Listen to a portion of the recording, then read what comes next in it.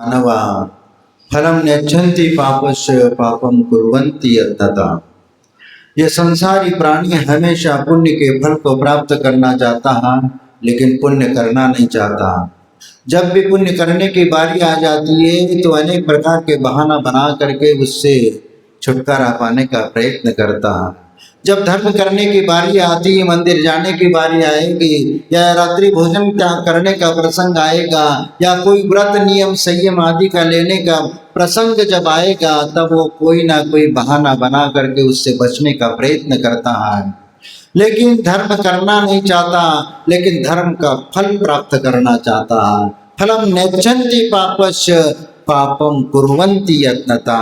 पाप के फल को तो चाहता नहीं है। जब पाप कर्म का उदय हो जाता है, तब वो विचार करने लगता है कि ये कौन सा कर्म का उदय आया, ये इस प्रकार का संकट आ गया, इस प्रकार की बीमारी हुई, और इस प्रकार इसमें इतनी तकलीफ हो रही, इतनी पीड़ा हो रही, आदि अनेक प्रकार की बात करने लगता है। ऐसा मैंने कौन सा पाप किया है, वह अपने कर्मों को कोसने लगता है। लेकिन जिस समय पाप कर रहा था, उस समय उसने सोचा नहीं था कि मैं ये अच्छा काम कर रहा हूँ क्या बुरा काम कर रहा हूँ। लेकिन फलम नेच्छन्ति पापस्य पापम कुर्वन्ति यत्नता। यह संसारी प्राणी पाप के फल को चाहता नहीं, लेकिन पाप करता चला जाता है, करता चला जाता है। क्योंकि जब वह पाप करता चला जाता है, उस समय वो विचार नहीं करता कि मैं जो कर रहा हूँ वो सही कर रहा हूँ या गलत कर रहा हूँ, इसीलिए वह भूल जाता है। लेकिन पुण्य को, धर्म के फल को तो प्राप्त करना चाहता, पुण्य के फल को प्राप्त करना चाहता है, लेकिन धर्म किया ही नहीं तो पुण्य का फल कैसे प्राप्त होगा। पुण्य का संग्रह ही नहीं है तो पुण्य कैसे प्राप्त होगा। लेकिन संसारी प्राणी हमेशा वह दृष्टिकोण रखता है कि उस पुण्य के फलस्वरूप मुझे कुछ प्राप्त हो जाए। भाई, सबसे पहला तो जिनेंद्र भगवान की आराधना और भक्ति करना और पूजा पाठ करना आदि इन क्रियाओं के माध्यम से पुण्य का संचय होता है। उस पुण्य की ओर तो वह दृष्टिपात नहीं कर पाता, उसको समझने का वह प्रयत्न नहीं कर पाता, और इसीलिए तो जो पुण्य प्राप्त करने का समय होता है उसको वो भूल जाता है, और वह जो सांसारिक क्रियाओं में मग्न होकर के उन्हीं क्रियाओं को करने लगता है, उन्हीं के कारण पाप का अर्जन कर लेता है, और उन्हीं पाप के कारण वह संसार में दुख भोगने के लिए वह भटकता फिरता है।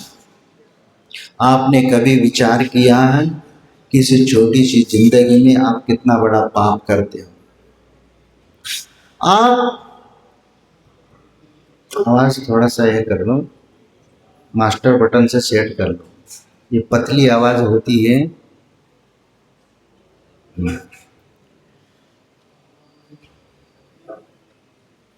आप संसार में अनंत काल से भटक रहे हो, लेकिन अनंत काल में भटकने का कारण आप नहीं समझ पा रहे। एक छोटी सी जिंदगी है, और छोटी सी जिंदगी में आप जो कर्म का बंध करते हो, उसके बारे में आपने कभी समझने का प्रयास किया कि आपकी पूरी उम्र कितनी है? 70-80 साल या 90? आप विचार करिए कि 80-90 साल की उम्र में आप बचपन का समय निकाल दीजिए। वैसे बचपन में भी आपका कर्म बंद होता है, लेकिन मैं उसकी गिनती नहीं कर रहा।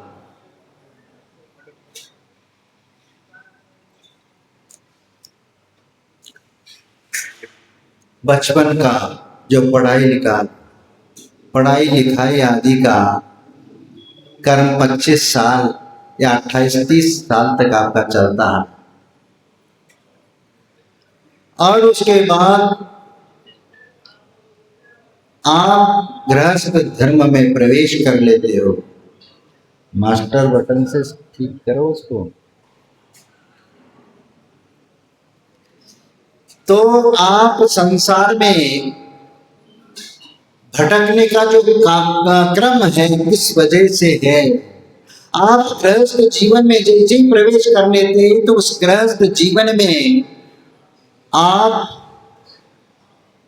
लगभग 30-35 साल और आप व्यतीत कर लेते हो तो लगभग 60-65 साल तक तुम्हारा जीवन इसी में सब कुछ होता है और उसके बाद रिटायरमेंट।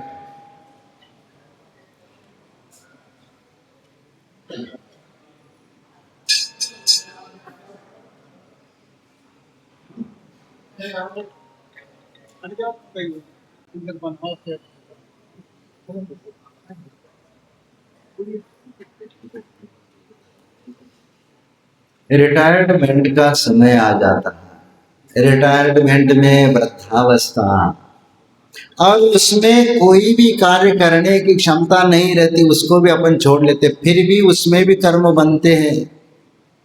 सिर्फ 30-35 साल की उम्र में, यानी 30-35 साल तक जो आप गृहस्थ अवस्था में रह करके जो कर्म करते हो, जो पाप करते हो, वो पाप का लेखा जोखा यदि बना करके रखोगे तो मालूम पड़ेगा कि इस छोटी सी जिंदगी में, छोटे से समय में हमने नरकों में जाने का प्रबंध कर लिया।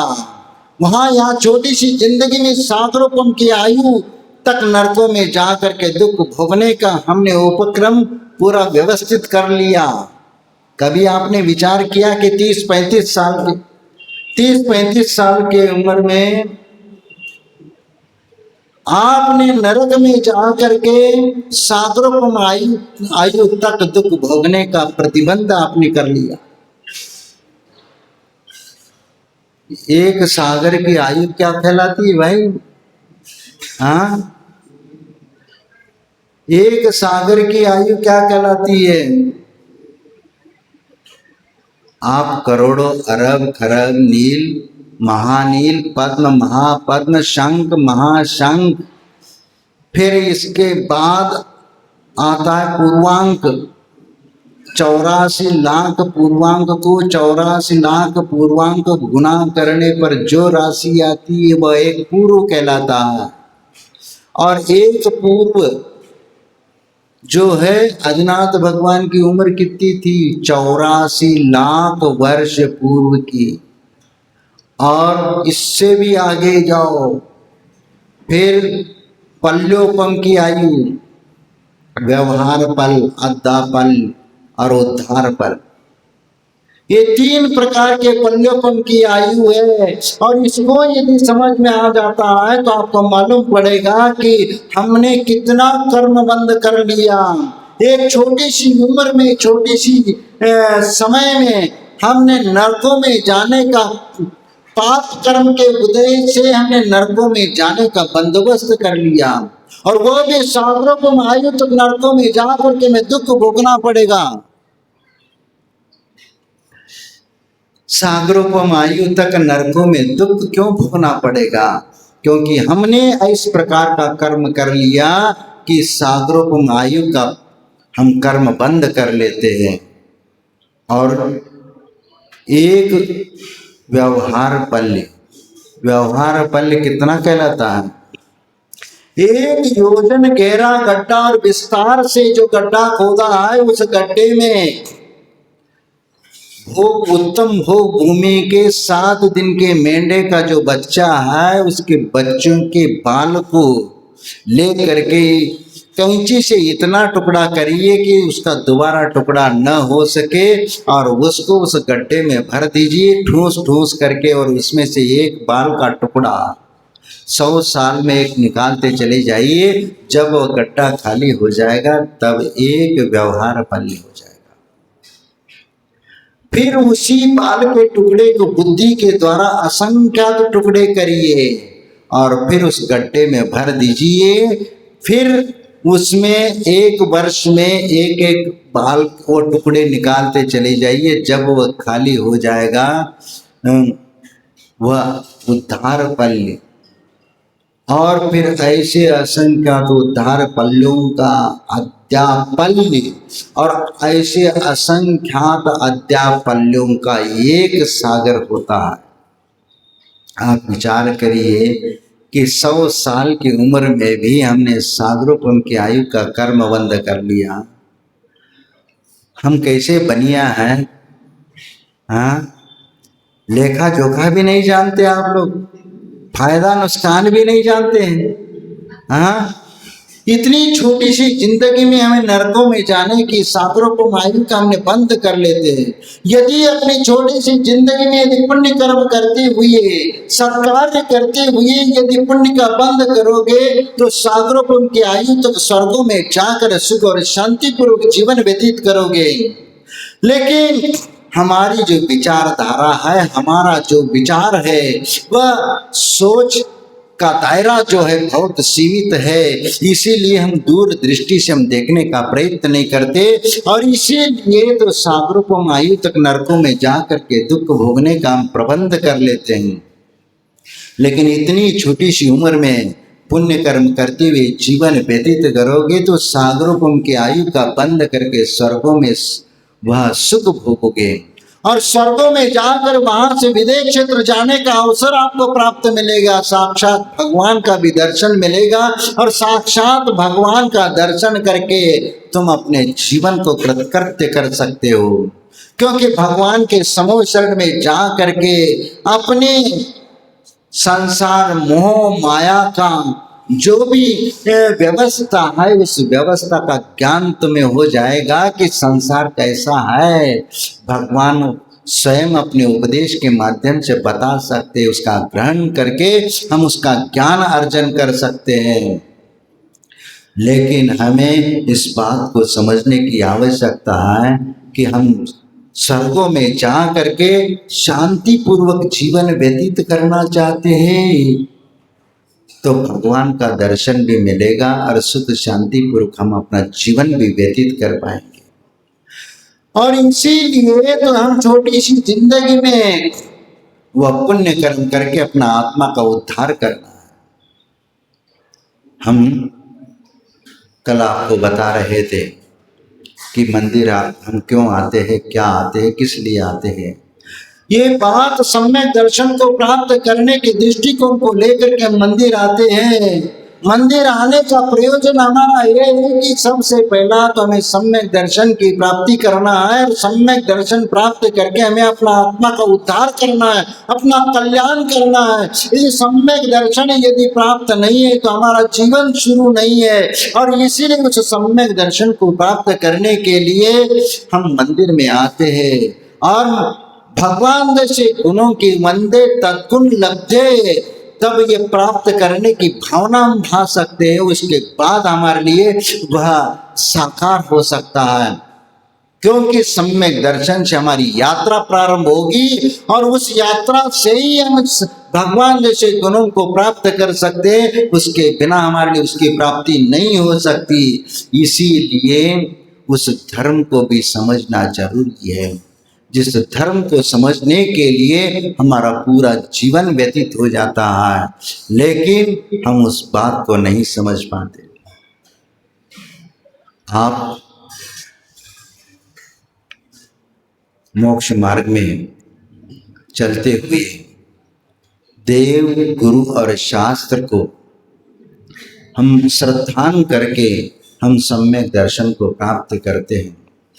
ये व्यवहार के दृष्टि से प्रथमान योग की अपेक्षा से देव, गुरु और शास्त्र के ऊपर श्रद्धान करना सम्यक दर्शन है। और यदि करणान योग की दृष्टि से हम देखेंगे तो 7 तत्व और 9 पदार्थ के ऊपर श्रद्धान करना सम्यक दर्शन है।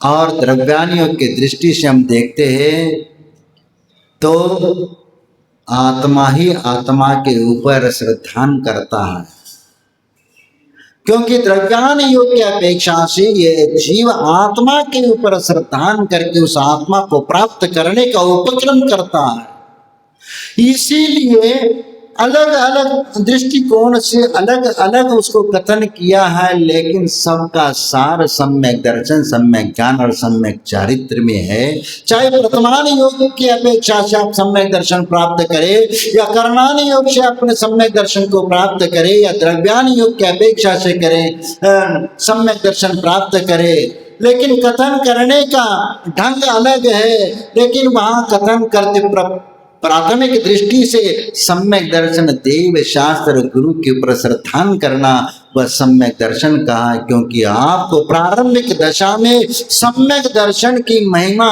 कैसी है, क्या है और कैसे प्राप्त किया जाए, ये उसका ज्ञान हो जाए, इसीलिए वह कहा गया।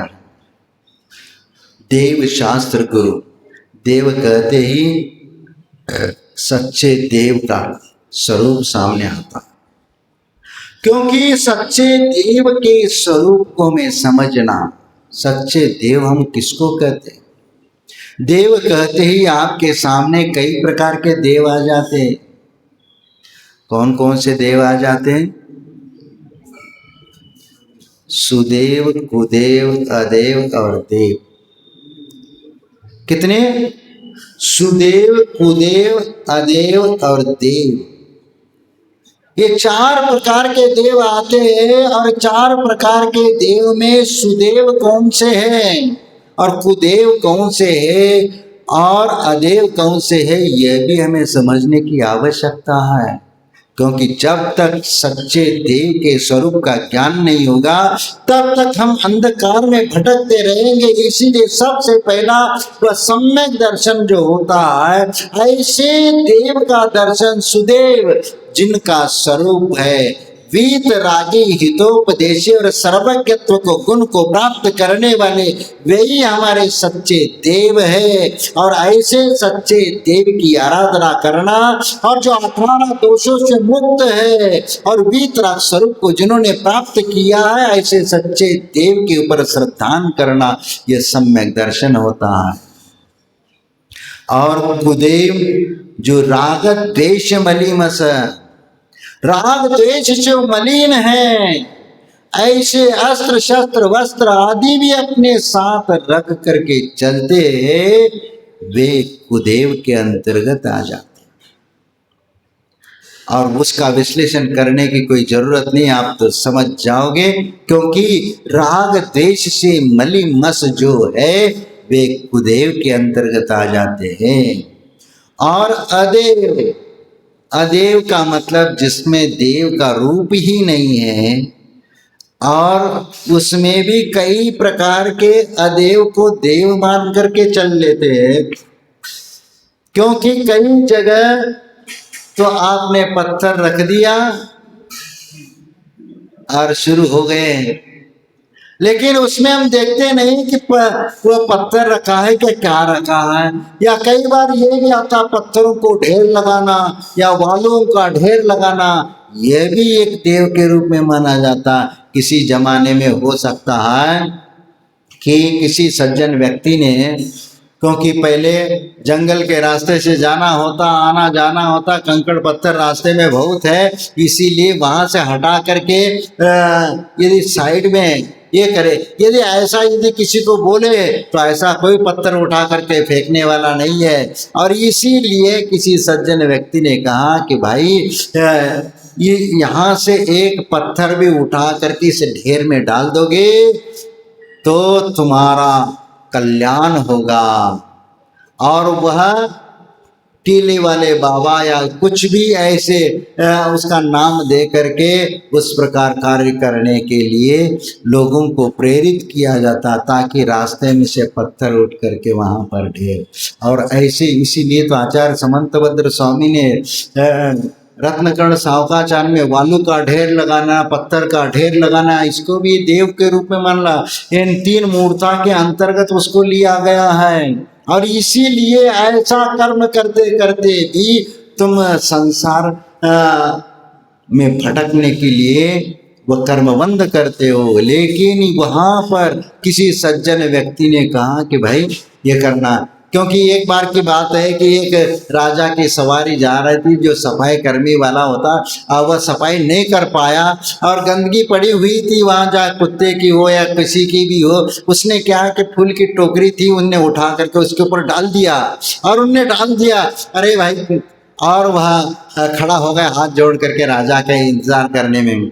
अरे उनने फूल डाला तो उसमें फूल डाला, तो उसने देखा कि दूसरा भी आता है, फूल डालता है और हाथ जोड़ता है, निकल जाता है। इस प्रकार सब लोग आ करके फूल डाल करके ये करता है, और फूलों का ढेर लग जाता है, ढेर लग जाता है। तो राजा पूछता है, भैया ये कौन से देवता है भाई? हाँ, ये देवता वो एक विशिष्ट प्रकार के देवता है, और आप भी फूल डालो। तो फूल की टोकरी ला करके दे देते। राजा कहते पहला पता करो कि किसने यहाँ पर रास्ते में इस प्रकार किसने क्या किया। फिर पता लगाते लगाते तुमने क्यों डाला, तुमने क्यों डाला, तुमने क्यों, उसने डाला इसलिए मैंने डाला, ऐसे करते करते आखिरी में उस सफाई व्यक्ति के पास गए। उसने बोला कि भाई राजा साहब आ रहे थे और सामने गंदगी पड़ी थी और इसको साफ करने की स्थिति में मैं नहीं था, इसीलिए उसमें फूल को ढांक दिया, फूलों से ढांक दिया ताकि उसकी दुर्गंध न फैले, इसीलिए, और उस तरफ किसी की नजर न जाए, इसलिए मैंने ये किया। फिर सबको मालूम पड़ा हमने क्या किया, किसके सामने हाथ जोड़ा और क्या किया। इसीलिए वस्तु स्थिति का ज्ञान न होने के कारण हम अंध भक्त बन करके हम कर्म करते चले जाते, इसके कारण भी हमारा बहुत बड़ा नुकसान हो जाता है। इसीलिए वास्तविक ज्ञान, यथार्थ ज्ञान होना जरूरी है। धन कन कांचन राज्य सुख सबई सुलभ कर जान, दुर्लभ है संसार में एक यथार्थ ज्ञान। धन दौलत सोना चांदी हीरे मानिक मोती आदि कमाना तो ये तो दुनिया में सहजता से प्राप्त हो जाएगा, लेकिन एक यथार्थ ज्ञान जो प्राप्त होना चाहिए वो यथार्थ ज्ञान बहुत दुर्लभता से प्राप्त हो जाता। संसार में हर किसी को वह यथार्थ ज्ञान की प्राप्ति नहीं हो सकती। इसीलिए सम्यक दर्शन के बाद सम्यक ज्ञान का कथन क्यों किया गया, यही तो हमें यहाँ पर समझना है। सच्चे देव के ऊपर यदि श्रद्धान कर रहे तो सच्चे देव का स्वरूप क्या होना चाहिए, पहला ये समझिए। वीत रागी हितोपदेशी और सर्वज्ञत्व को गुण को धारण करने वाले वही हमारे सच्चे देव है। और राग द्वेष से युक्त जो मलिमस है वे हमारे देव नहीं हो सकते। और गुरु भी कैसे, वो विषयाशा वशाती तो निरारंभ परिग्रह, ज्ञान ध्यान तपो रक्त तपस्वी स प्रशस्यते। विषय और आशा को जिन्होंने छोड़ करके निरारंभ परिग्रह और किसी भी प्रकार का परिग्रह को नहीं रखते हैं, ऐसे तपस्वी ज्ञानी ज्ञान ध्यान और तप में लवलीन रहने वाली हमारे सच्चे गुरु है। और उसी के अनुसार सच्चे शास्त्र कौन सा, वीतराग प्रणीत जो शास्त्र है वही सच्चे शास्त्र है। इसीलिए देव शास्त्र गुरु को भी आप यदि स्वीकार करते हो, उसके ऊपर श्रद्धान करते हो, तो श्रद्धान के पहले आप उसको टटोलते हो कि वास्तव में यह है क्या, नहीं है, सही है क्या, गलत है। यदि गलत नजर आता है तो आप वहां से दूर रहने का प्रयत्न करते हो। लेकिन जब श्रद्धान हो जाता है उसके बाद आंख बंद करके फिर अपनी भक्ति शुरू हो जाती। फिर उसमें कोई आप ये नहीं कर सकते। एक बार देव और गुरु और शास्त्र का पहचान कर लिया तो उसके ऊपर श्रद्धान कर लिया, तो उसके बाद कभी जिंदगी में आप उसके ऊपर शक पैदा नहीं करना, क्योंकि शक जहां पर पैदा हो गया उसी समय तुम्हारा सम्यक दर्शन भी समाप्त हो जाएगा। और इसीलिए निशंकित होना, क्योंकि सम्यक दर्शन के 8 अंगों का कथन किया है, उन 8 अंगों से युक्त व्यक्ति को ही सम्यक दर्शन होता है। 8 अंग में एक भी अंग में यदि संशय पैदा हो गया, शंका पैदा हो गई, तो समझ लेना उसको सम्यक दर्शन नहीं होगा। निष्ठंकित हो करके श्रद्धान करने की जरूरत है। और उसके उपरांत ये 8 अंगों में से क्या सभी हम पालन करते हैं या नहीं है, आप अपने आप को एक बार झांक करके देख लीजिए। निशंकित, निकांक्षित, निर्विक चिकित्सा, अमूढ़ दृष्टि, उपगुहन, स्थितिकरण और वात्सल्य और प्रभावना, ये 8 अंग है।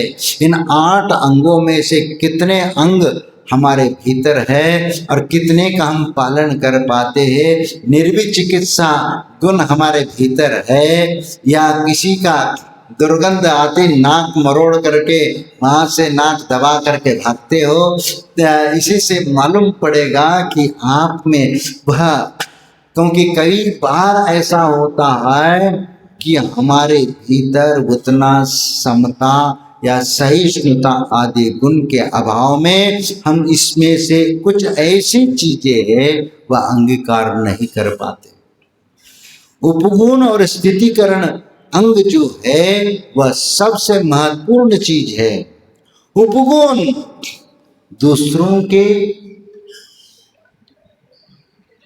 गुणों को ढांकना और उनको स्थितिकरण करना, ये सरल बात नहीं है। लेकिन आजकल थोड़ा सा कुछ नजर आ गया फिर तो माइक है, न्यूज है और व्हाट्सएप है और क्या क्या, आजकल तो न्यूज चैनल भरे पड़े हैं। तुरंत अपने आप को वह बहुत बड़ा समझता है कि मैंने न्यू ऐसा किया उससे किया। वह अपने आप को एक असंयमी व्यक्ति वह ये करने का प्रयत्न करता है कि एक 28 मूल गुणधारी साधु को वह समझाना चाहता, सिखाना चाहता है कि एक असंयमी व्यक्ति क्या 28 मूल गुणधारी संयमी को क्या समझा सकता है? अरे समझाने के लिए बहुत बड़ा दिल चाहिए, बहुत बड़ा धैर्य चाहिए और इतना देव गुरु शास्त्र के प्रति समर्पण चाहिए, तब कई वह ऐसे साधुओं की सेवा कर सकता है। अन्यथा सिर्फ थोड़ा सा कोई प्रमाद में देखा 28 मूल गुणों का ये पालन नहीं करता, इसीलिए उसके ऊपर दोषारोपण थोप करके तुरंत यदि व्हाट्सएप का यूज करता है और न्यूज चैनलों में या कूट लेख क्रिया करता है तो वह कभी धर्मात्मा हो नहीं सकता।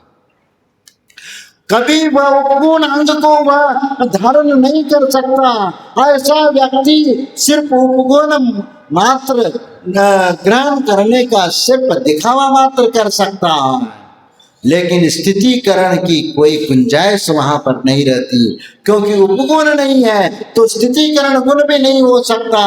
क्योंकि वहां पर यदि कोई साधु भी यदि अपने पद से डिगने लगता है तो उनको उसी पद में स्थिर करने का नाम ये स्थितिकरण कहलाता है। यदि कोई संयमी व्यक्ति या मोक्ष मार्ग चलने वाला कोई देशव्रती भी हो या महाव्रती भी हो या अनुव्रती या एक सामान्य श्रावक भी क्यों न हो, उनको उसके श्रद्धा पर बनाए रखने के लिए और उस देव गुरु शास्त्र के प्रति अटूट निष्ठा उसको टूट न जाए, इस प्रकार का बर्ताव करना और उसको उस प्रकार समझाना और उसी में स्थितिकरण करना, ये स्थितिकरण अंग कहलाता है। लेकिन ये हम कितना कर पाते हैं? क्या स्थितिकरण अंग, यदि किसी को स्थितिकरण करना चाहते हो तो क्या सबका डिंडोरा पिटा करके या पेपर में कूट लेख क्रिया के माध्यम से स्थितिकरण करना चाहते हो, या उनकी गलतियों का दुनिया के सामने बखान करके क्या स्थितिकरण करना चाहते हो? नहीं, ऐसा स्थितिकरण कभी नहीं हो सकता। इससे तो बात और बिगड़ सकती है और कुछ जो धर्म की प्रभावना होनी चाहिए तो उस जगह धर्म की अप्रभावना के अलावा आपको कुछ भी हासिल नहीं होने वाला। और धर्म की अप्रभावना का पाप जो आपको पड़ेगा उसकी तो कोई परिकल्पना नहीं कर सकते, क्योंकि तुमने तो एक व्यक्ति को आप उनकी आलोचना करने के दृष्टि से या उसकी निंदा करने के दृष्टि से आपने कुछ कूट लेख क्रिया की, लेकिन आप उसके माध्यम से धर्म के अप्रभावना हो रही क्या नहीं हो रही इस ओर आपने दृष्टिपात नहीं किया तो आप बहुत बड़े पाप के भागी बन जाओगे। इसीलिए सबसे पहला इस बात को समझने की आवश्यकता है कि इसके माध्यम से धर्म की प्रभावना हो रही का अप्रभावना हो रही है, उसको पहला देखिए, उसका आकलन करिए और उसके उपरांत आप उसको आत्मसात करने का प्रयास करिए। उसके पहले कभी कदम मत उठाना, क्योंकि कन्नड़ में कहावत है कि कन्नದಿಂದ ನುಡಿದರು ಕಿವಿದಿಂದ ಕೇಳಿದರು ಬಾಯಿದಿಂದ ನಾಡಗಾರ್ತಿನಿ, यानी आंखों से देखने के बाद, कानों से सुनने के उपरांत भी वह मुंह से कभी बोलना नहीं चाहिए, क्योंकि आंखों से देखा हुआ भी गलत हो सकता है, कानों से सुना वो भी गलत हो सकता है। इसीलिए अपने मुंह से ये कहना कि उसने ऐसा कहा था इसीलिए वह गलत है, या आंखों से हमने देखा वह भी गलत कैसे होगा, क्योंकि मैंने तो आंखों से देखा, झूठ नहीं हो सकता। आपको मालूम है कि एक पुराणों में कथा आती है, पुण्याश्रव कथा कोश में भी वह कहानी आती है कि एक सेठ व्यापार करने के लिए विदेश चला जाता है और 12 साल के बाद वह व्यापार करके बहुत सारा धन कमा करके अपने नगर आता है। तो नगर आता है तो वह उसने विचार किया कि चलो मैं अपने घर जाना है, तो घर जाने के पहले बिना बताए वह चोरी छिपे रात में खिड़की में से वहां देख लेता है, वह पत्नी पलंग पर सो रही, उसके बगल में एक कोई और व्यक्ति सो रहा है। उसको देखकर उसका पारा गर्म हो जाता है कि मेरे पीछे के ये मेरी पत्नी क्या गुड़ खिला रही है, और उसी आवेग में आ करके वह दरवाजे के पास चला जाता, दरवाजा आवाज लगाता दरवाजा खोलो, और नंगी तलवार ले करके वहां पर आता है। और उसी समय जब वह व्यापार के निमित्त से जब जाने वाला था, उसी समय एक गुरु के चरणों में जा करके उनसे कुछ सूत्र मांगा था कि महाराज मैं अपने जीवन में कुछ ऐसी शिक्षा दीजिए जिसके माध्यम से मेरा कोई भी काम हो मेरे जीवन में काम आ जाए। और उस समय गुरु ने उनके लिए एक सूत्र दिया था, सोच समझ करके कदम उठाना। बस उस एक लाइन को लिख करके दरवाजे के ऊपर उन्होंने लिखा था, और उसी समय दरवाजे के सामने आने के उपरांत वह जैसा पड़ा उसका पारा ठंडा हो जाता है। और इसके उपरांत सोच समझ करके कदम उठाना। तो अभी जल्दबाजी में कोई कदम उठाएंगे तो गलत हो जाएगा, और इसीलिए वह ये कहता है कि थोड़ा सा म्यान में वह तलवार रख देता है और आवाज लगाता है, और अचानक रात्रि के समय में दरवाजा कौन है क्या है, अचानक नींद से उठ करके पत्नी आ जाती है और दरवाजा खोल देती है। वह एकदम गुस्से से आंखें लाल, और वह अपनी पत्नी की ओर देख रहा है। वह दरवाजा खोलती, वह वेशभूषा देख करके पत्नी समझ नहीं पाई कि ये कौन है क्या है, और वह उससे पूछता है, आप उसने पूछा पहले कि आप कौन हैं, क्या कौन है, आप तो भूल गई मैं कौन हूं, ये भी बताना पड़ेगा तुम्हें। क्योंकि वह शब्दों में वह गुस्सा निकल रहा है, लेकिन वह एकदम कदम नहीं उठा रहा है, लेकिन फिर भी वह भीतरी भीतर गुस्सा उसका चल रहा। लेकिन वह अचानक फिर उसका आवाज सुन करके पत्नी समझ जाती, अरे ये तो हमारे पति देव, अच्छा आप तो हमारे मालिक है, पति देव। तो वो बहुत खुश हुआ, और अचानक इतनी रात में आप आ गए। हाँ मैं आ गया, और कौन है घर में, और कौन हो सकता है, और कोई नहीं, कोई नहीं। तो मैंने जो देखा आंखों से वो क्या झूठ है, मैंने आंखों से देखा। क्या देखा आपने, आपके साथ कौन सो रहा था, मेरे साथ।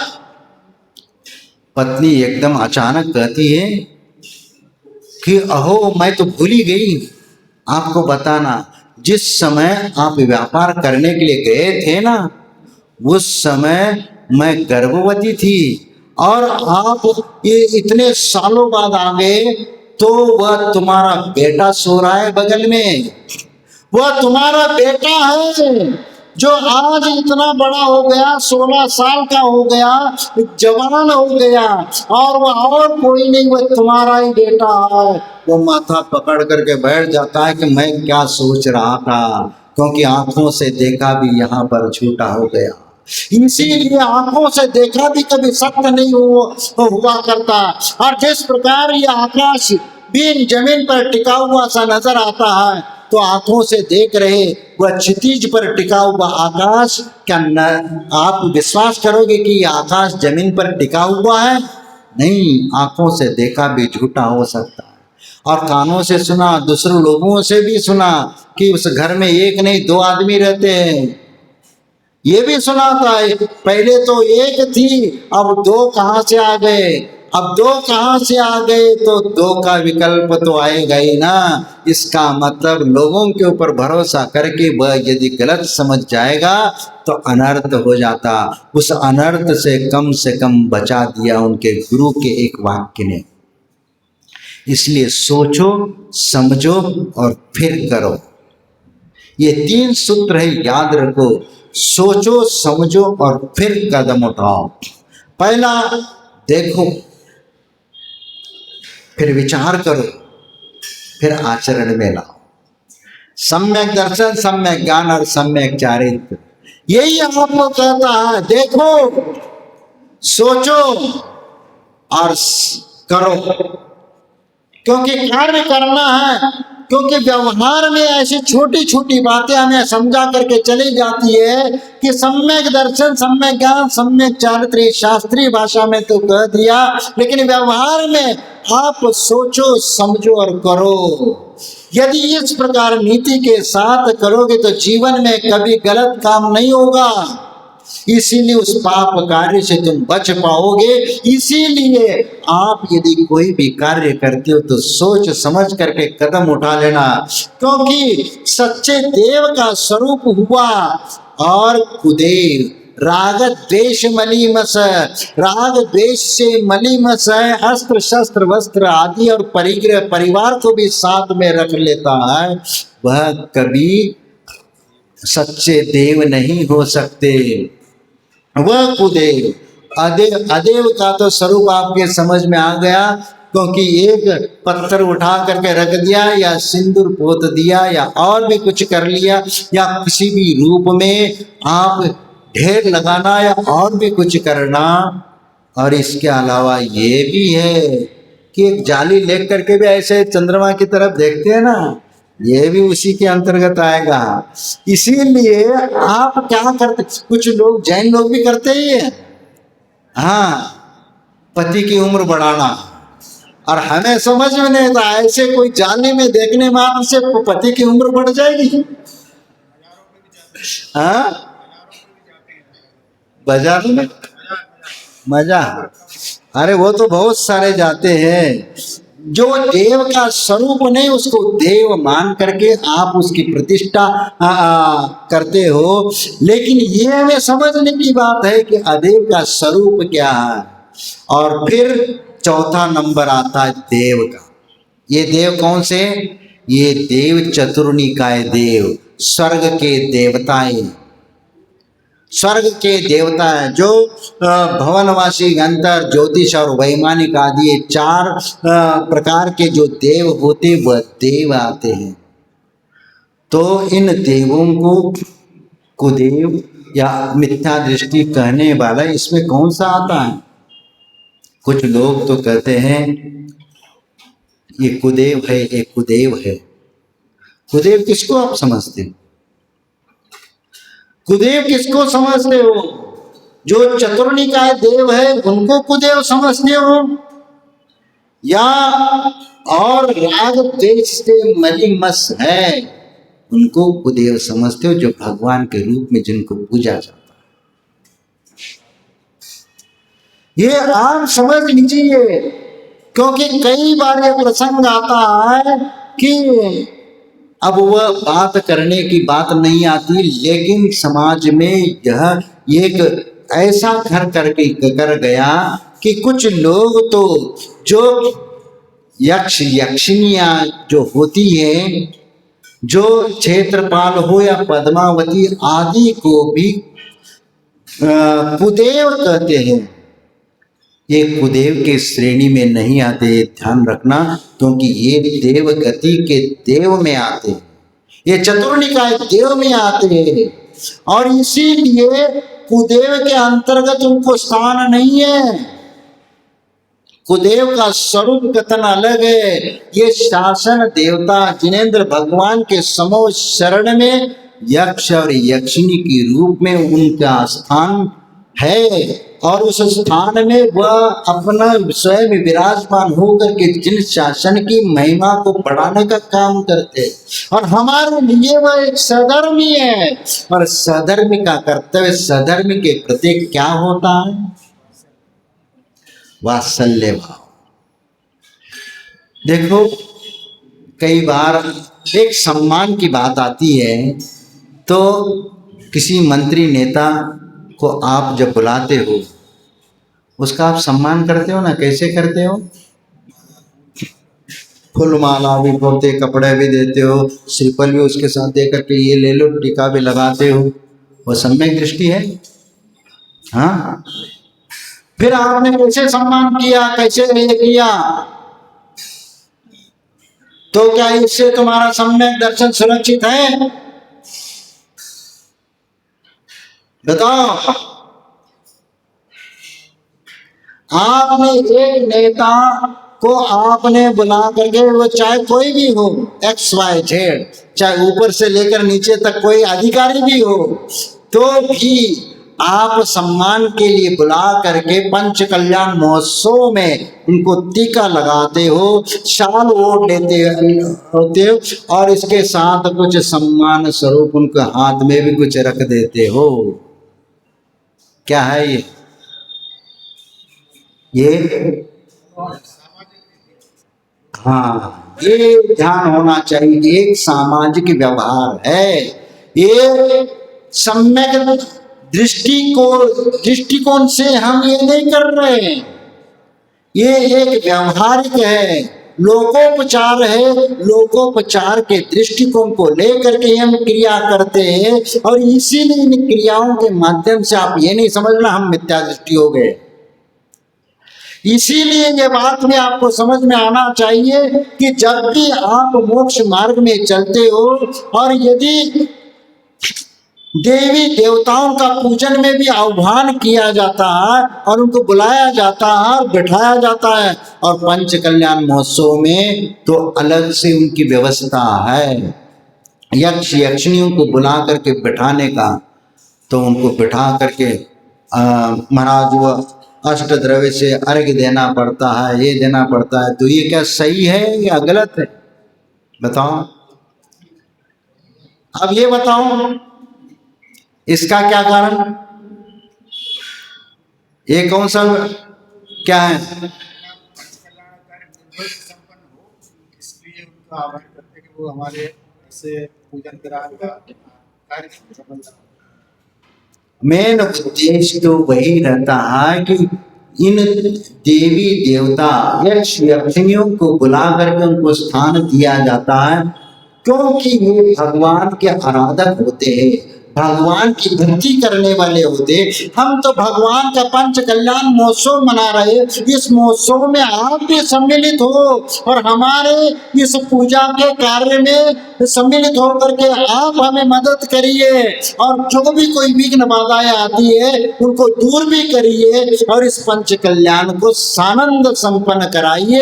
इसीलिए आपको यहाँ पर हम स्थान देते हैं, और यहाँ पर आकर के आप विराजमान हुई है, और उसके लिए ये अष्ट द्रव्य का आप ये भेंट चढ़ाते हो। ध्यान रखना, भगवान को तुम क्या करते हो? अर्घ्य चढ़ाते हो, अष्ट द्रव्य का अर्घ्य चढ़ाते हो। यह इदम जल चंदन आदि अष्ट द्रव्यम अर्घ्यम नृपामिति स्वाहा बोलते। लेकिन उनके लिए जब ये चढ़ाना होता है, उस समय क्या बोलना होता है कि इदम जल चंदन आदि अष्ट द्रव्यम ग्रहान ग्रहान ग्रहण ग्रहण का मतलब ये होता है कि ये अष्ट द्रव्य है, इन अष्ट द्रव्यों को आप इस ग्रहण करो, ग्रहण करो। तो ग्रहण करो इस प्रकार कह करके उनको भेंट चढ़ाना ये मिथ्यात्व है।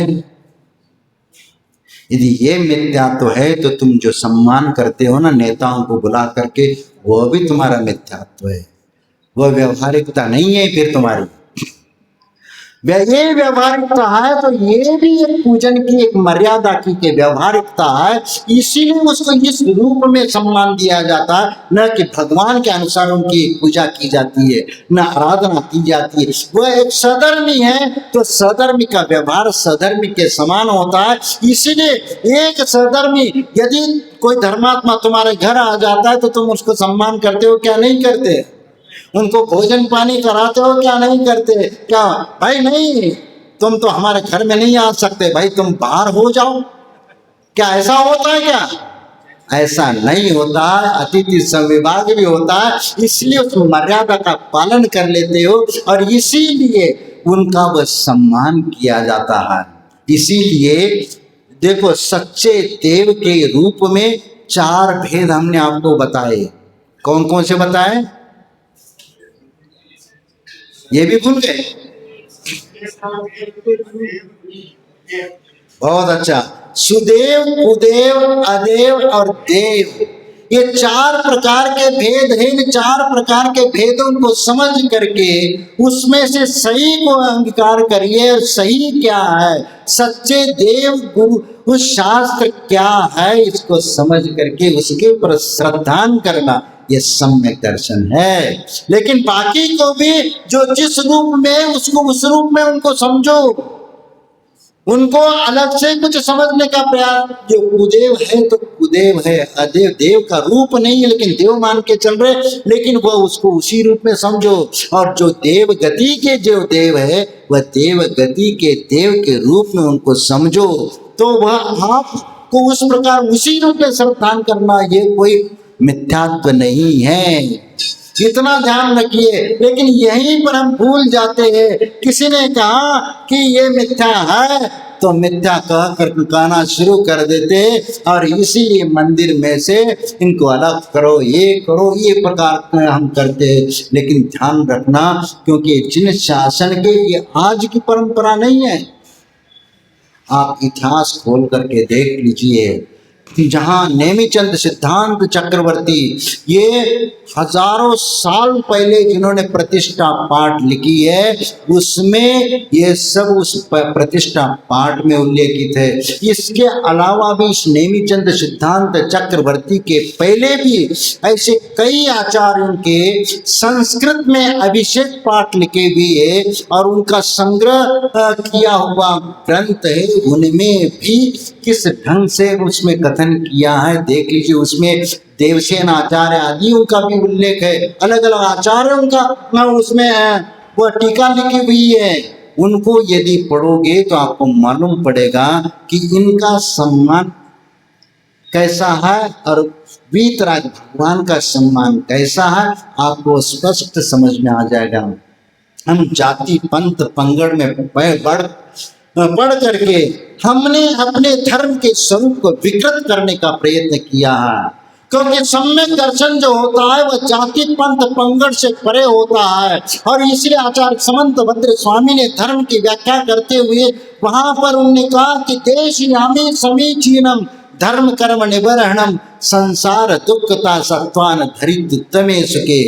यानी मैं ऐसे समीचीन धर्म का कथन करूंगा जो कर्मों को नष्ट करने वाला है, जो संसार में दुखी आत्माओं को दुख दूर करके जो उत्तम स्थान पर ले जाने वाला है, वह है धर्म।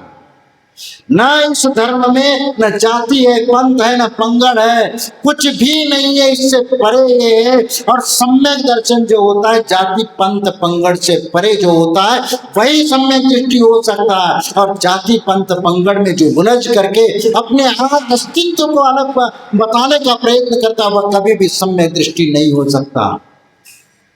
और इसीलिए सम्यक दर्शन इतना संकीर्ण सोच का दायरा नहीं है। ये सम्यक दर्शन एक ऐसी चीज है कि इस सम्यक दर्शन को प्राप्त करने वाला जो जीव होता है वह इतना उदार मन होता है कि वह इन पंथवाद से परे उसकी सोच अपने आप हो जाती है।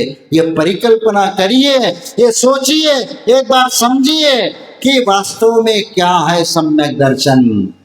क्या हम जाति पंथ पंग नहीं है तो कोई 13 पंथी, कोई 20 पंथी, कोई तारण पंथी, कोई ये पंथ वो पंथ स्थानक वासी, ये सब पंथवाद में सब जैन हो करके भी हम इतने सारे विकल्पों में पड़े हुए हैं। लेकिन वास्तव में कोई समझने का प्रयत्न नहीं करता कि वास्तव में सच्चा क्या है और गलत क्या है। जब तक हम वास्तविक सत्य को समझने का प्रयास नहीं करेंगे तब तक हमारा आत्मा का उद्धार नहीं हो सकता।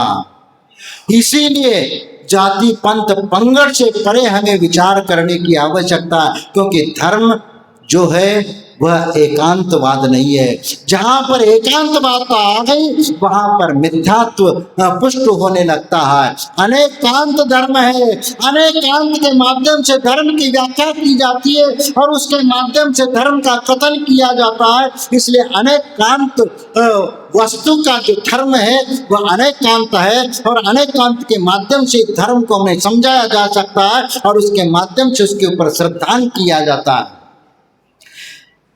आचार्य अमृतचंद सूरी ने एक उदाहरण देते हुए उन्होंने बहुत अच्छे सुंदर ढंग से आप लोगों को समझाने का प्रयत्न किया। परमागम सजीवम निषिद्ध जात्यान्द सिंधुरविधानम सकल नय विलसितानम विरोधमतनम नमामने कांतम। उन्होंने एक उदाहरण दे दिया। एक नगर में एक हाथी आया था और हाथी को देखने के लिए पूरे गांव के लोग जा रहे थे। तो उसमें कुछ जन्मजात अंधे जो थे वह भी हाथी देखने का उनका मन करा। तो 5-6 जन्मांध लोग जो थे वह एकत्रित हुए और सब ने सोचा कि चलो हम हाथी देखने चलते हैं। और वह हाथी देखने के लिए चले गए और फिर वहां ने एक एक ने हाथी के अपने मन के अनुसार स्पर्श करके टटोल करके हाथी की परिकल्पना करना शुरू कर दिया। एक ने हाथी को सूंड पकड़ा और टटोल करके कहा कि हाथी मूसल जैसा है, और दूसरे व्यक्ति ने हाथी के पैर को पकड़ा और उनने टटोल करके देखा, अरे हाथी तो खंबे जैसा है। और तीसरा व्यक्ति हाथी के कान को पकड़ा और उसको टटोल करके देखा भी कि हाथी सूपा जैसा है। और तीसरा चौथा व्यक्ति पीठ के ऊपर हाथ फेरता है और देखता है कि हाथी तो दीवार जैसा है। और आखिरी वाला व्यक्ति हाथी के पूंछ पकड़ा और उसने कहा कि हाथी तो झाड़ू जैसा है। और वह सब लोग एकत्रित होकर के एक स्थान पर आकर के बैठ जाते हैं और आपस में बात करने लगते हैं कि एक कहता है कि हाथी तो मूसल जैसा है, दूसरा कहता है कि हाथी खंबे जैसा है, तीसरा कहता है कि हाथी सूपा जैसा है, चौथा कहता है हाथी दीवार जैसा है, पांचवा कहता है हाथी झाड़ू जैसा है। आपस में विवाद करने लगे। आपस में विवाद, कोई एक दूसरे को समझने को तैयार नहीं। जैसे आप लोग आपस में बैठ करके बातचीत करना शुरू कर देते तो एक दूसरे की बात कोई सुनने को तैयार नहीं होता, अपने अपने सिद्धांत थोपने का प्रयत्न करता है। उसी प्रकार वह जन्मांध व्यक्ति भी हाथी अपने परिकल्पना के अनुसार वह हाथी समझाने का प्रयत्न करने लगे, लेकिन किसी को समझ में नहीं आ रहा है, कोई समझने को तैयार नहीं। और दूर से एक आंख वाला व्यक्ति देख रहा था और वह देख करके वह दूर से देखता है कि इनका झगड़ा क्या है। और वह देखता हुआ कहता है कि भाई ये भी झगड़ा कर रही है, ये हाथी की सब लोग हाथी के बारे में बताना चाह रहे हैं, लेकिन हाथी कोई सूंड जैसा बोल रहा है, कोई खंबे जैसा बोल रहा है, कोई दीवार जैसा बोल रहा है, सूपा जैसा बोल रहा है, झाड़ू जैसा बोल रहा है। अरे अब इनको कैसे समझाएं कि हाथी कैसा है।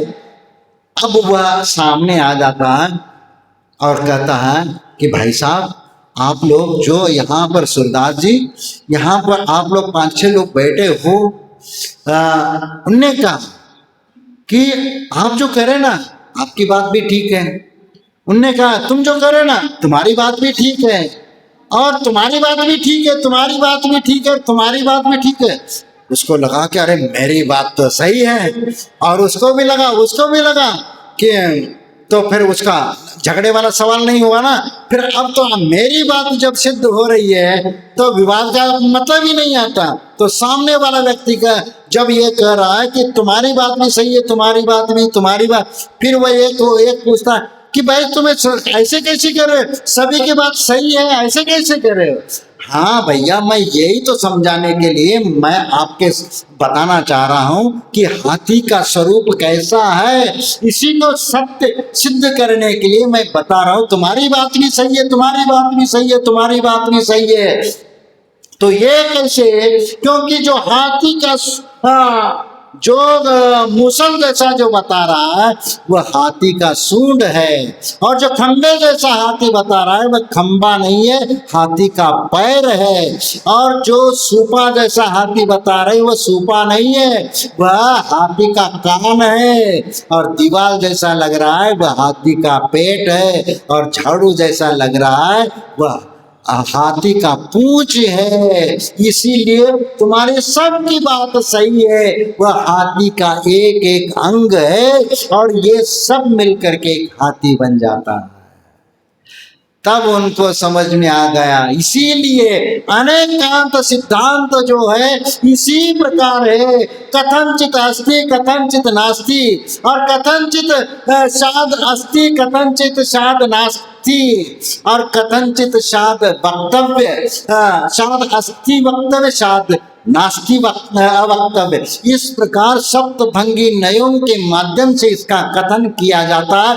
तब सामने वाला व्यक्ति उसको स्वीकार करने के लिए मजबूर हो जाता है, उस बात को कहीं से भी काटा नहीं जा सकता। इसीलिए अनेकांत जो सिद्धांत है जैन दर्शन का, ये मर्म का स्थान है, क्योंकि इसी से हमारा ये अनेकांत धर्म टिका हुआ है, और इसी के माध्यम से धर्म का विश्लेषण किया जाता है।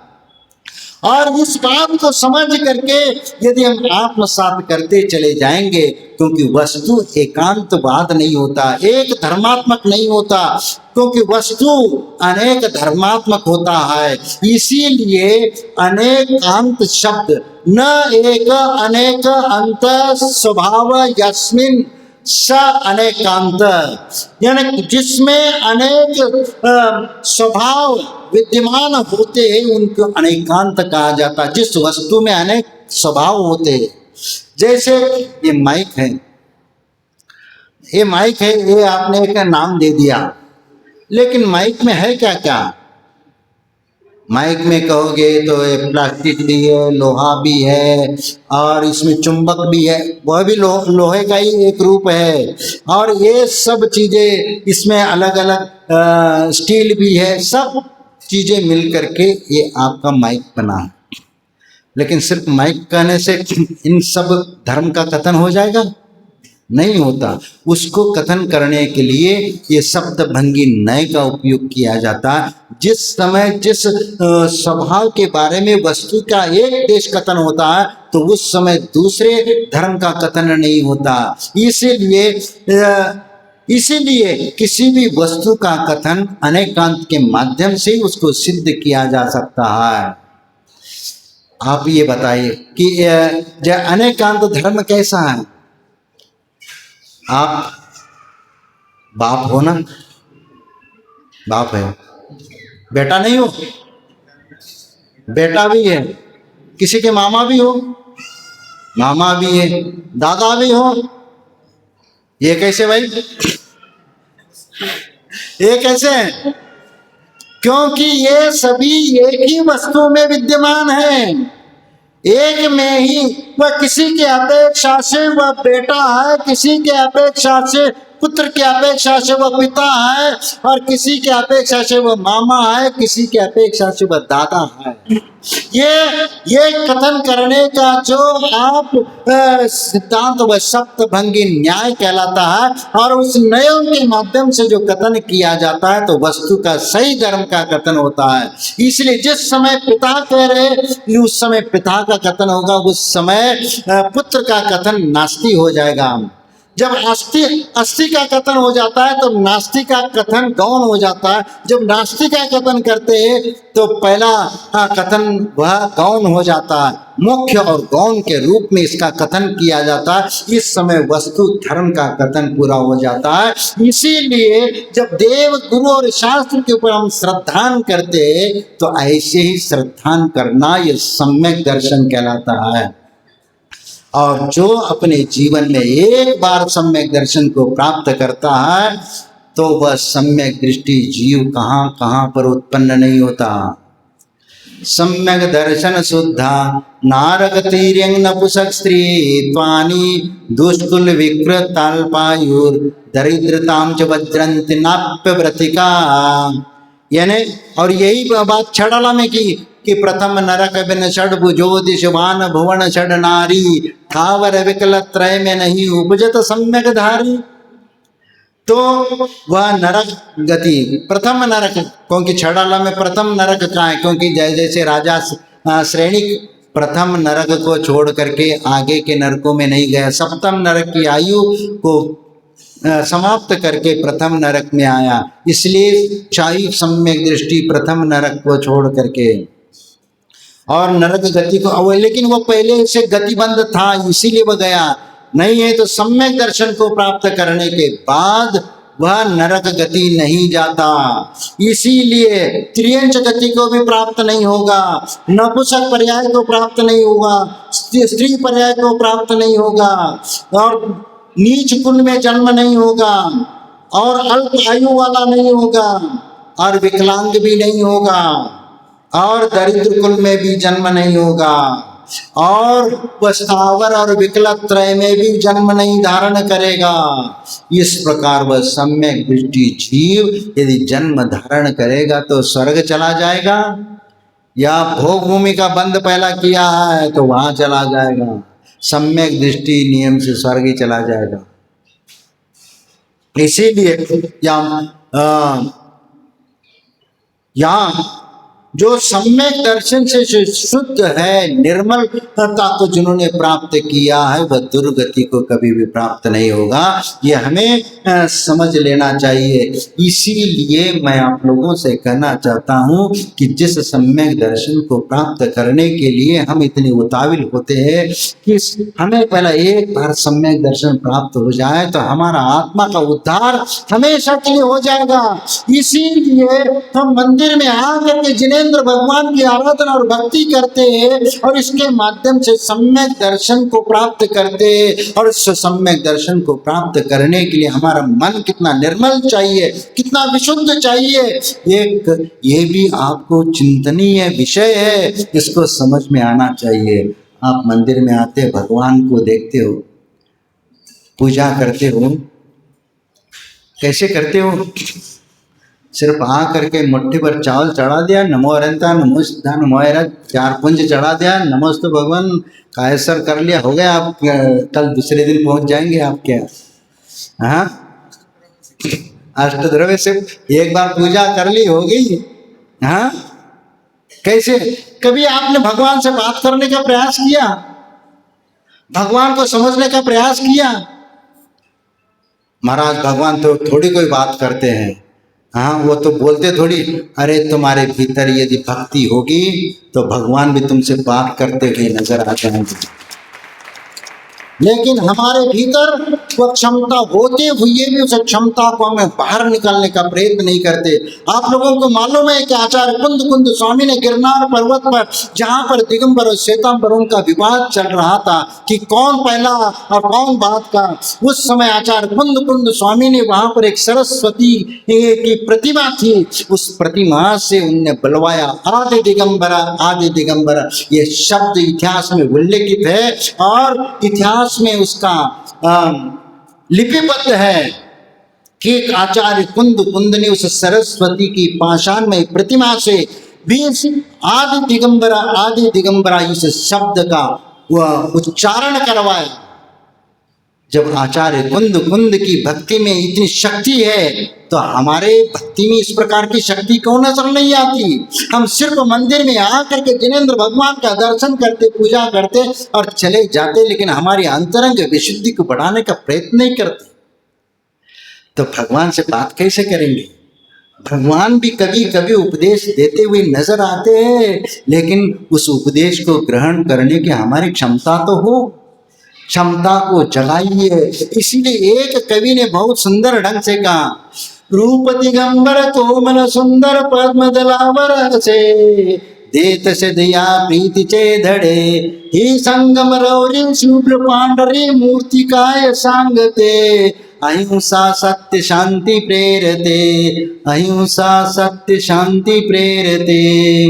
देखो, रूप दिगंबर कोमल सुंदर, ये रूप दिगंबर भी ये आपको बता रहा है कि यदि तुम अपना आत्मा का कल्याण करना चाहते हो, यदि इस वीतराग स्वरूप को प्राप्त करना चाहते हो, तो इस चिन्ह मुद्रा को धारण करना पड़ेगा, इस दिगंबर मुद्रा को धारण करना पड़ेगा, तभी तुम उस वीतरागता को प्राप्त कर सकते हो, अन्यथा नहीं। इसीलिए, और कोमल भी है और सुंदर भी है, क्योंकि कोमल इसलिए है कि इस मुद्रा के द्वारा सूक्ष्म से सूक्ष्म जीवों की भी विराधना नहीं होती है, और इसीलिए वह कमला संग में 4 अंगुल अधर में समोह शरण में रहते हैं। और कोमल सुंदर, सुंदर भी इसलिए कि इस जिन मुद्रा को देखकर मनुष्य और त्रियंशियों के लिए सम्यक दर्शन की प्राप्ति होती है। आपने कभी विचार किया कि हम लोग जब आदिवासी इलाके में से विहार करते हुए जाते हैं, जब भी आचार्य श्री के साथ भी कई बार ऐसे प्रसंग आए कि वहाँ आदिवासी जिन्होंने अपनी जिंदगी में कभी इस साधु का दर्शन नहीं किया, ऐसा वह व्यक्ति आ करके साष्टांग नमस्कार करता है, नमस्ते करता है, वो इसमें क्या देखा, क्या देखता है? इस चिन्ह मुद्रा को देख करके उनमें भगवान नजर आते, और इसीलिए कोई विशेष महात्मा है और इसीलिए उनके चरणों में आकर के नतमस्तक हो जाता है। ऐसा भव्य आत्मा, जो भव्य जीव होता है, वही ऐसा कर सकता है, अन्य ऐसा कोई नहीं कर सकता। जो निकट भव्य होगा वह जीवन में इस मुनि दर्शन, उनकी चर्या भी मालूम नहीं कैसी होती, क्या होती है, और इसीलिए वह शाम के समय यदि जहाँ पर रुक जाते तो दूध का कैन लेकर के आता है, कहता है कि महाराज दूध लीजिए। तो श्रावक लोग कहते हैं मैं नहीं महाराज, हमारा ऐसे दूध नहीं लेते। तो फिर क्या इसमें मीठा मिला करके ले आऊं, शक्कर मिला करके ले आऊं? नहीं, ऐसा नहीं। फिर वह गर्म करके वह आहार के समय ऐसे कहना शुरू कर, अरे फिर गर्म करके भी लाता हूं। सब कुछ उनकी भावना देखो, वह जानता नहीं कि साधु की चर्या कैसी होती है, लेकिन इस मुद्रा के प्रति उसका विनय और सद्भावना कितनी है, और यही तो असंख्य दुगुनी कर्म निर्जरा का उसका साधन बनता है, और वही उसका सम्यक दर्शन उसके लिए मोक्ष मार्ग की ओर ले जाता है। और इसीलिए सम्यक दर्शन की महिमा कितनी है यह हमें समझ में आना चाहिए, क्योंकि जाति पंथ पंगड़ के बीच में फंसा हुआ व्यक्ति कभी सम्यक दृष्टि नहीं हो सकता। जो साधु की जिन मुद्रा की अवहेलना करने वाला या अनादर करने वाला वह व्यक्ति कभी सम्यक दृष्टि नहीं हो सकता। जो उपगुण और स्थितिकरण अंग जिसके भीतर नहीं है, जो सिर्फ साधु की आलोचना करना जानता है, वह भी सम्यक दृष्टि नहीं है। इसलिए 8 अंग जो सम्यक दर्शन के बताए, एक अंग का उसमें यदि प्रणिपात, उसमें यदि निहित हो तो ही वह सम्यक दृष्टि हो सकता है। एक अंग भी चूकेगा तो वह सम्यक दृष्टि नहीं हो सकता। लेकिन महाराज सम्यक दर्शन है क्या नहीं है, इसका कैसे ज्ञान होगा? यह सम्यक दृष्टि जीव है, मिथ्या दृष्टि जीव? भाई ये तो केवल ही भगवान का विषय है, केवल ही भगवान ही जान सकते हैं कि ये चीज सम्यक दृष्टि है कि मिथ्या दृष्टि। लेकिन फिर भी हमारे आचार्य ने व्यवहार रूप से उन्होंने कहा कि प्रशम, संवेग, अनुकंपा और आस्तिक, ये 4 गुण यदि किसी जीव में नजर आ रहे तो आप कह सकते हो कि इसके भीतर ये सम्यक दर्शन है। इसलिए प्रशम का मतलब जिनकी कषाय शांत हो गई है, कोई क्रोध मान माया किसी प्रकार का उद्वेग नहीं आता हो, और इस संसार मोह माया से भयभीत है, उससे बचने का प्रयत्न करता हो, पाप करने से बचता हो, ऐसा वह भीरू और अनुकंपा, प्राणी मात्र के प्रति दया, अनुकंपा और आस्तिक मतलब देव गुरु शास्त्र के प्रति अटूट श्रद्धा का होना। ये चार गुण यदि किसी में नजर आ रहे तो आप कह सकते हो कि उसका सम्यक दर्शन है। लेकिन व्यवहार रूप से ये कहा गया, निश्चय रूप से भगवान ही जान सकते हैं कि इस जीव में सम्यक दर्शन है क्या नहीं है। लेकिन मैं आप लोगों से पूछना चाहता हूं कि जो ख्याति लाभ पूजा में पड़ा हुआ व्यक्ति या जाति पंथ में पड़ा हुआ व्यक्ति, क्या वह व्यक्ति सम्यक दृष्टि हो सकता है? या जो व्यक्ति, जो श्रावक इस जिन शासन की सेवा करने वाला अपने आप को धर्मात्मा समझता है, धर्म का अनुपालन करता है और अनुपालन करते हुए भी साधु संतों को भी संघ के रूप में बांटता है, वह क्या सम्यक दृष्टि हो सकता है? क्योंकि जब वह श्रावक ये कहता है ये विद्यासागर का संघ है, ये विशुद्ध सागर का संघ है, ये फलाने कुंदू सागर का संघ है और किसी का संघ है, जो व्यक्ति, जो श्रावक इस प्रकार भेद करता है और वह उसी के अनुसार, भैया वह उस संघ के हैं तो उनके श्रावक वह अलग है, वह उनकी सेवा करेंगे, ये अलग संघ है तो इनकी सेवा ये करेंगे, ये संघ है तो उनकी सेवा ये करेंगे। इस प्रकार आपको साधुओं को संघवाद में बांट करके रखा है। क्योंकि इसीलिए तो ये नजर आता है कि इस मंदिर वाले उस मंदिर में प्रवचन को नहीं जाएंगे, उस मंदिर वाले इस मंदिर में प्रवचन को लेने नहीं आएंगे, क्योंकि वो उनका मंदिर है, हमारा मंदिर है, ये तीसरे का मंदिर है, इसलिए हम वहां नहीं जाते। अरे वहां साधु संत यदि कोई प्रवचन करता हो तो साधु संत भी मंदिर के हो गए क्या? किस मंदिर के? उस मंदिर के लिए साधुओं को भी आपने विभाजन करने का प्रयत्न कर रहे, ऐसा व्यक्ति का सम्यक दृष्टि हो सकता है क्या? जो जिन मुद्रा को विभाजित करने वाला व्यक्ति कभी सम्यक दृष्टि नहीं हो सकता। इसीलिए इन सब विकल्पों को दिमाग से निकाल देना चाहिए कि ये जिन मुद्रा है और ये मोक्ष मार्ग की मुद्रा है, जो जिनेंद्र भगवान का जो वीतराग स्वरूप है उसका ये मुद्रा है। ये मुद्रा में यदि 28 मूल का पालन करने वाला है तो आप उनके सामने नतमस्तक हो जाइए। नहीं है तो कुछ लोग ऐसे भी है, अरे 28 मूल गुणों में ये मुनिराज तो दोष लगाते हैं इसलिए नमस्कार के योग्य नहीं है और इसलिए इसका नमस्कार नहीं करना चाहिए और इनको नमस्कार करो, इनको नहीं। ये इस प्रकार का भेद ज्ञान का, इस प्रकार भेद दृष्टि भी तुम्हारे दिमाग में है तो वह भी सम्यक दृष्टि नहीं हो सकता। आपको मालूम है कि 28 मूल गुणों में भी दोष लगाने वाला वह व्यक्ति भी भावलिंगी हो सकता है, क्योंकि कुछ लोग तो यही कहते हैं कि 28 मूल गुणों में दोष लगाने वाला वह साधु द्रव्यलिंगी होता है। द्रव्यलिंगी और भावलिंगी का कितन किस प्रसंग को लेकर के किया है ये भी हमें समझने की आवश्यकता है, लेकिन आज तक हमने इस बात को समझने का प्रयास नहीं किया कि द्रव्यलिंगी किसको कहे और भावलिंगी किसको कहे। क्योंकि आजकल कुछ लोग भावलिंगी को कहते कि यदि एक बार भी भावलिंगी होता है तो 32 भाव में नियम से मोक्ष चला जाएगा। तो ये आज मुनिव्रत धार अनंत बार ग्रवेक उपजायो, पै निज आत्म ज्ञान बिना सुख लेश न पायो। ये क्यों कहा जाता? मुनिव्रत अनंत बार ग्रहण कर लिया फिर भी मोक्ष की प्राप्ति नहीं हुई। मुनि इतने पीछे कमंडलों का ढेर लग जाएगा, सुमेरु पर्वत भी कम पड़ जाएगा, इतनी अनंत बार हमने मुनिव्रत धारण कर लिया, लेकिन ये किस अपेक्षा से वह कथन किया है ये भी हमें समझ में आना चाहिए। क्योंकि मुनिव्रत धार अनंत बार ग्रेवेक उपजायो, और ग्रेवेक उपजने वाला वह कौन सा जीव है जो वहीं तक जाता उसके आगे नहीं जाता। क्योंकि वह जो कथन है भव्य जीव की अपेक्षा से कथन नहीं, वह एक अभव्य जीव की अपेक्षा से कथन है। क्योंकि अभव्य जीव ही वह मुनि बन के तपस्या करके 90 ग्रेवेक तक जाता है और उसके आगे वह नहीं जाता। लेकिन वह मुनि बन के तपस्या क्यों करता है, उसका अभिप्राय क्या है? क्योंकि उसका अभिप्राय धम्मम भोग निमित्तम, वह वह धर्म के माध्यम से भोगों की प्राप्ति करना चाहता है, द्रव्य ग्रव्य का सुख प्राप्त करना चाहता है और सांसारिक सुख पाने के लिए वह मुनि बन के तपस्या करता है।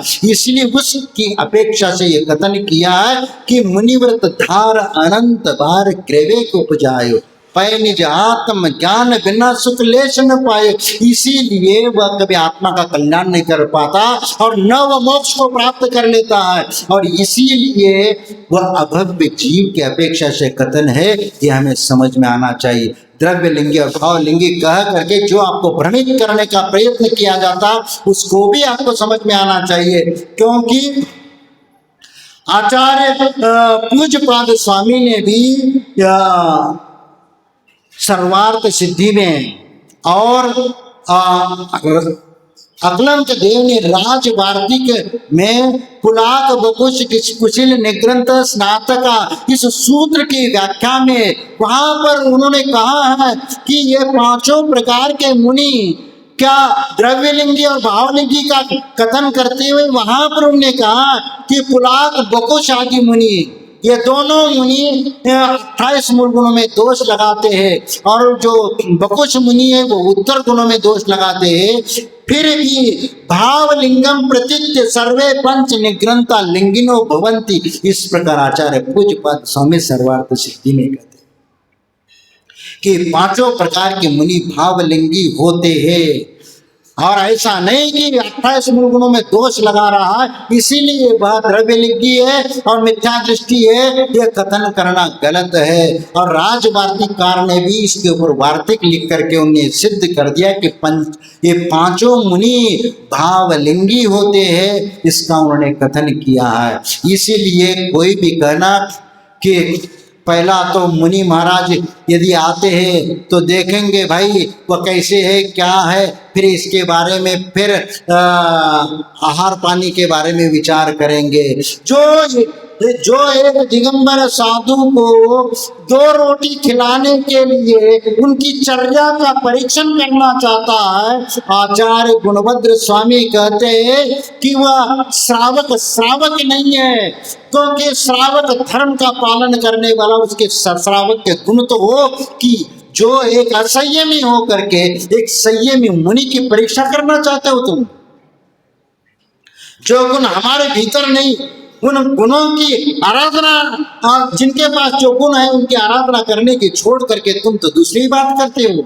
इसलिए सबसे पहला तो वह गुणी व्यक्ति है। ये देखो वह चिन्ह मुद्राधारी है, बाकी 28 मूल गुण ये तुम्हारा विषय नहीं है, वह साधु का विषय। यदि दोष लगा देगा तो कर्म बंध उन्हीं को होगा और भोगना पड़ेगा, तो उनको ही उस कर्म का फल भोगना पड़ेगा। तुम्हें तो अपना श्रावक धर्म का निर्वाह करके तुम्हें श्रावक धर्म का पालन करना है, तो आप निश्चिंत हो करके सत्पात्र में दान दोगे तो तुम्हारा वह पुण्य, तुम्हारा वह दान फलीभूत होगा।